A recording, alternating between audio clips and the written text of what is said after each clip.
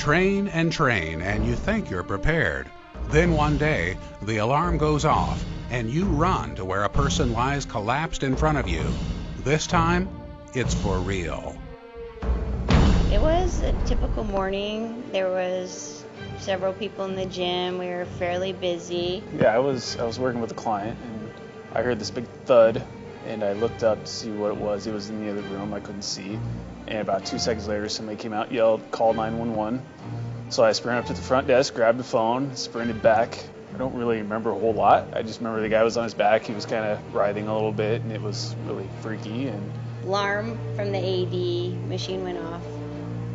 My initial reaction was, who touched the wall? Because there's an alarm. So I ran up to the AED because I couldn't imagine that we'd actually have an emergency. And then I realized it was gone.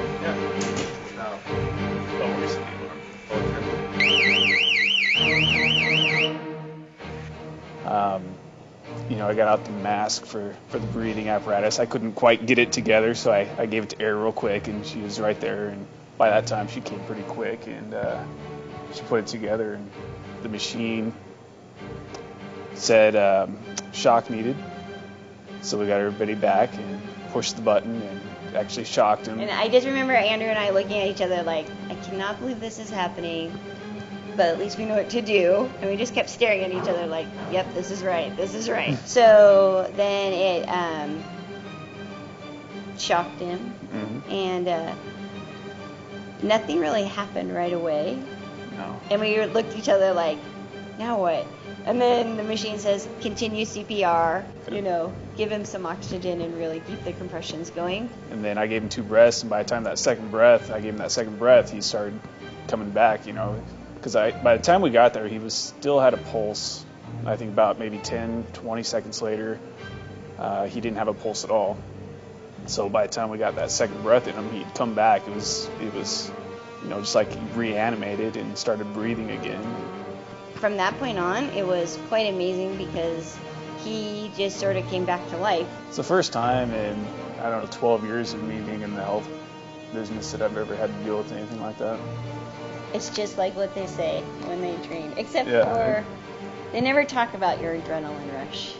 I think that's the part where they never say, you never know how you react because you have so much adrenaline because it's in the moment. I think other than that, it's just like the training.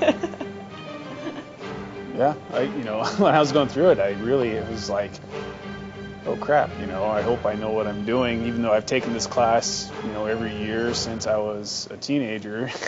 It was at least an hour after the event happened before I actually stopped, sat down and go, oh my gosh, we just saved this guy's life, and I had to sit down because I probably got a little nauseous. I don't know how you felt, but it was, the whole event was pretty traumatic in the first place, and the whole process, there was blood involved, there was vomit involved. It was pretty crazy. And I'm standing over this guy or kneeling over this guy when he comes back, and that first look, because I'm the first thing he sees when he opens his eyes. And I finally sat down, and I'm just like, people are talking to me like, oh, what happened? How was it? I couldn't imagine that. And I'm just like, yeah, leave me alone for a second. I need to breathe.